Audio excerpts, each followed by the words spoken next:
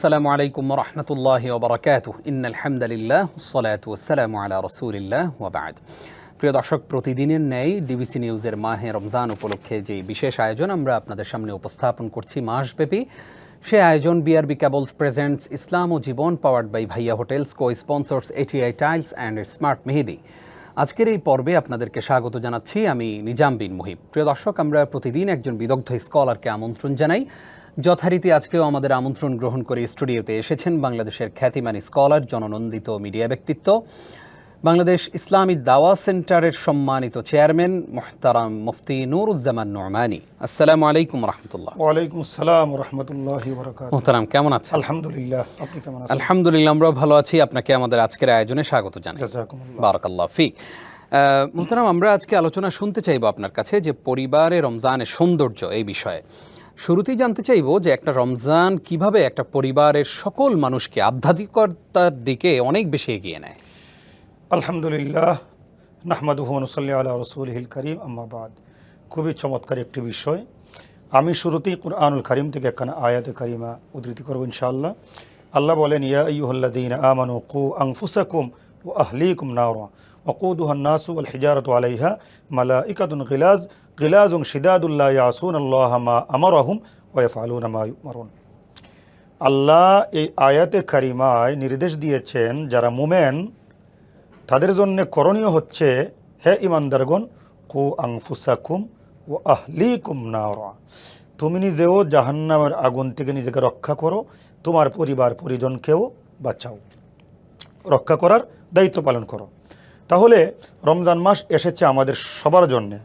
যেহেতু আমরা একটা পারিবারিক জীবন যাপন করি, এইটা আমরা সহজেই বুঝতে পারি। প্রত্যেকটি সন্তান তার বাবা মায়ের কাছে দুর্বল, আবার প্রত্যেকটি বাবা মা তার সন্তানের কাছে দুর্বল, ভাই বোনের কাছে, বোন ভাইয়ের কাছে, স্বামী স্ত্রীর কাছে, স্ত্রী স্বামীর কাছে। আমরা একজন আরেকজনের কাছে কোনো না কোনোভাবে ভালোবাসার বন্ধনে আবদ্ধ আছি।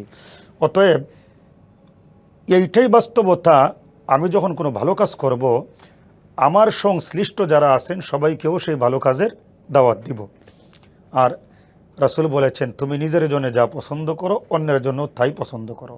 তো আমাদের পছন্দ হবে কোরআন সুন্নাহ মোতাবেক, আমাদের পছন্দ হবে আল্লাহ এবং রাসূলের পছন্দ অনুযায়ী।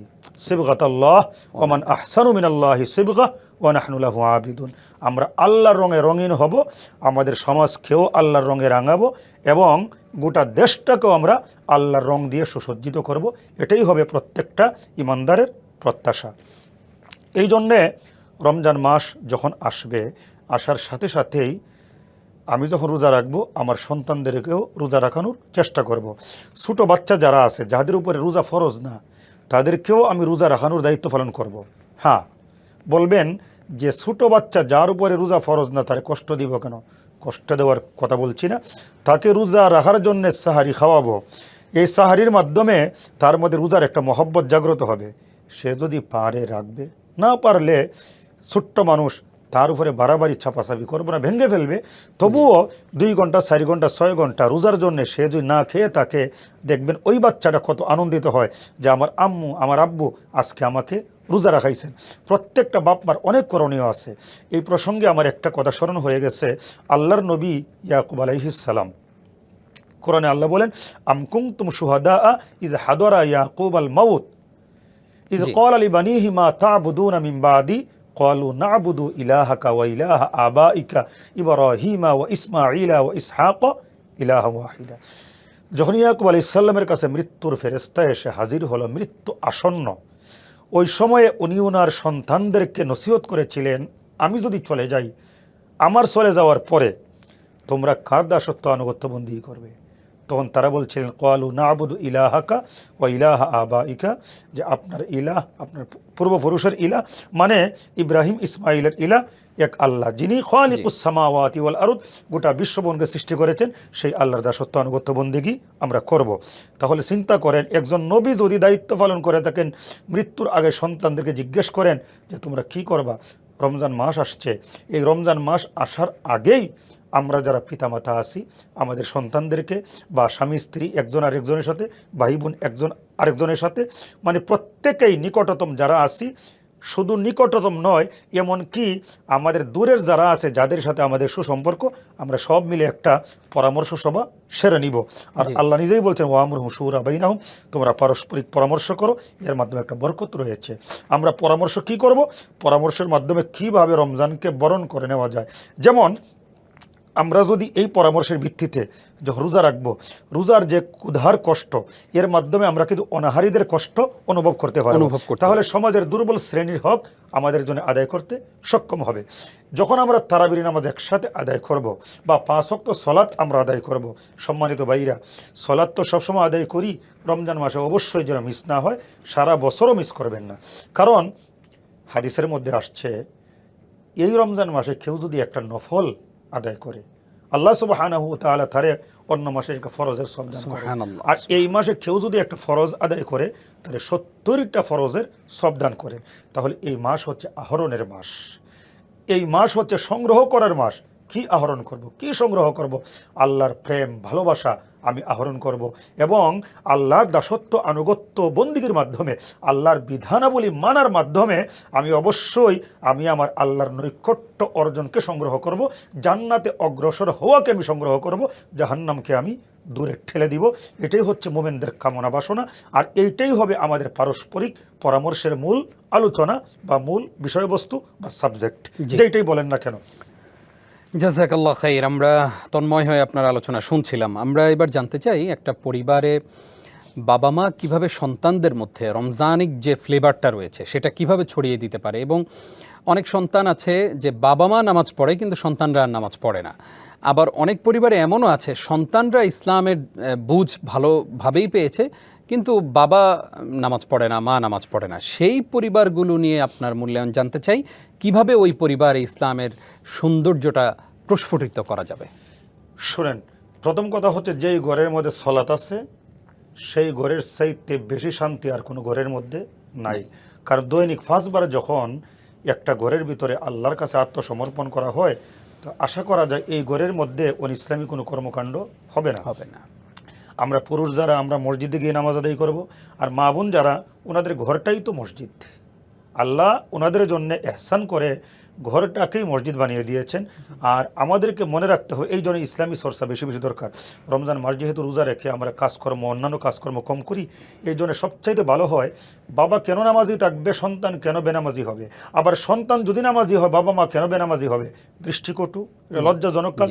সন্তান যখন সলাৎ আদায় করবে, বাবা মা সলাৎ আদায় না করলে অবশ্যই ওই বাবা মায়ের প্রতি সন্তানের ভালোবাসা থাকে না। আর সন্তানও যদি সলাৎ আদায় না করে, বাবা মা সলাৎ আদায় করলে ওই সন্তানের প্রতি বাবা মা অসন্তুষ্ট থাকে। এই জন্যে এইগুলা সমাধানের জন্য পন্থা কি? সমাধানের পন্থা হচ্ছে বেশি বেশি করে ইসলামী চিন্তা চেতনা বাড়িয়ে দেওয়া, ইসলামের ব্যাপারে গবেষণা বাড়িয়ে দেওয়া, এবং ইসলামকে বুঝতে হলে যা যা করণীয় সব কিছু করা। তার মধ্যে বলবেন কিভাবে করা যায়, সেই প্রশ্নের জবাব আমরা জানবো ইনশাআল্লাহ ছোট্ট একটি বিরতি। ইনশাআল্লাহ। প্রিয় দর্শক, আপনারা দেখছেন বিআরবি কেবলস প্রেজেন্টস ইসলাম ও জীবন অনুষ্ঠানের এই পর্যায়ে নিচ্ছি ছোট্ট একটি বিরতি, সঙ্গেই থাকুন। আরও একবার স্বাগত। প্রিয় দর্শক, দেখছেন বিআরবি কেবলস প্রেজেন্টস ইসলাম ও জীবন, powered by Bhaiya hotels, co sponsors ATI tiles and smart Mehedi. আজকে আমরা পরিবারে রমজানের সৌন্দর্যটা কিভাবে প্রস্ফুটিত আমরা করব সেই বিষয় নিয়ে আলোচনা শুনছিলাম মুফতি নুরুজ্জামান নোমানী হাফিজাহুল্লাহর কাছ থেকে। মোহতারাম, আপনাকে আরও একবার স্বাগত। আপনি বলছিলেন যে দ্বীনি চেতনাটা আসলে আমরা কিভাবে পরিবারের মধ্যে ছড়িয়ে দিতে পারি, আমাদেরকে যদি আরও কিছু বিষয় জানাতেন। আলহামদুলিল্লাহ। তো আমি বিরতির আগে যেই কথা বলছিলাম, আমাদের জন্য করণীয় হচ্ছে ইসলামী বই পুস্তক বেশি করে পড়া। ইসলামী বই পুস্তক পড়লে একজন মানুষ কিন্তু আল্লাহ এবং রাসূলের দিকে, কোরআন সুন্নাহর দিকে অগ্রসর হইতে সহায়ক ভূমিকা পালন করে।